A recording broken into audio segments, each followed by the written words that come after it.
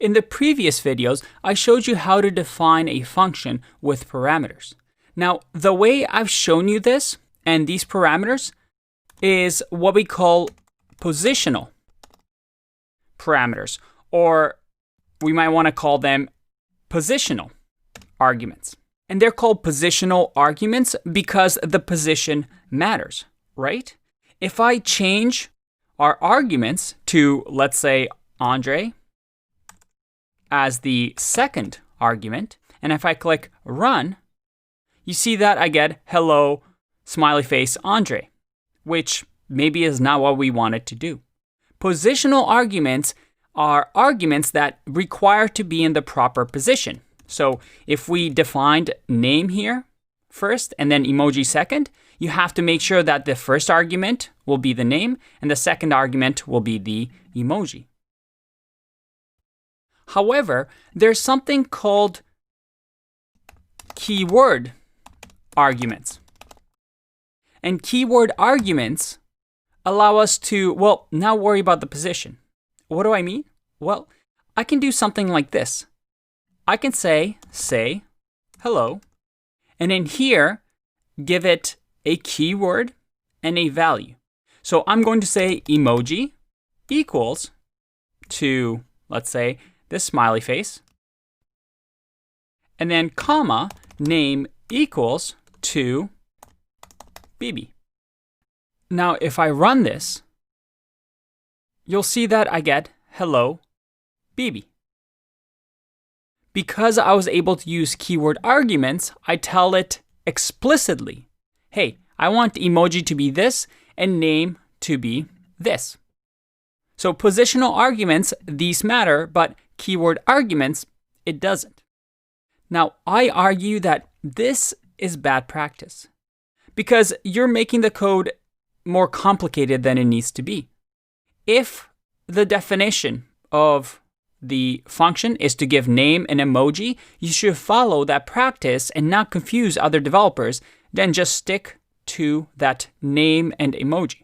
So you can still use keyword arguments, but make sure that they are in order, because why wouldn't you just follow what the function tells you? It's the same result, but at least this way you are following, well, the standard flow. And by the way, these keyword arguments can sometimes be confused with what we call default parameters. I know it can get really, really confusing, but this is something that will come naturally to you after you practice a little bit. So I'm going to just comment this out and show you how default parameters work.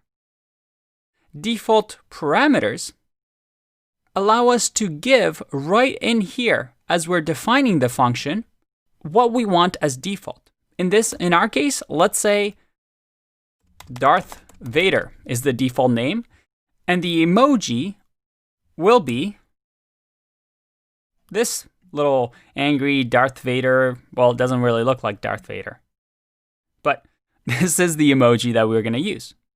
So what does this do? Well, if I run my program, everything works the same. If I do keyword arguments and run my program, nothing changes. Let's make this a little bit bigger. However, default parameters allow us to do something interesting. For example, if I run another function, say hello, but I forget to give it parameters or arguments in our case, well, if I run this, I get hello, Darth Vader. Because with default parameters, it says if you're not able to get name and emoji because you were called without any arguments, well, in that case, make default Darth Vader and make default emoji this little emoji. If I use, let's say, just one argument and I click run, then, well, it will fill that name variable, but anything that we don't give it, like emoji, will be predefined. So this is a great way to make sure that your function runs even if it's called the wrong way.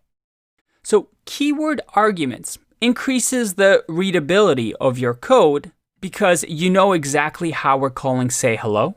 And default parameters allow us to keep our functions a little bit more safe because we make sure that when we use a variable, we're going to have it no matter what, regardless of how it is being called. But positional arguments are also useful because it's nice and clean, right? We're just following what the function tells us to do, and it's easy to read. So there's pros and cons of using each, but I hope this demonstrates to you some of the ways that you can define functions and also call functions. I'll see you in the next one.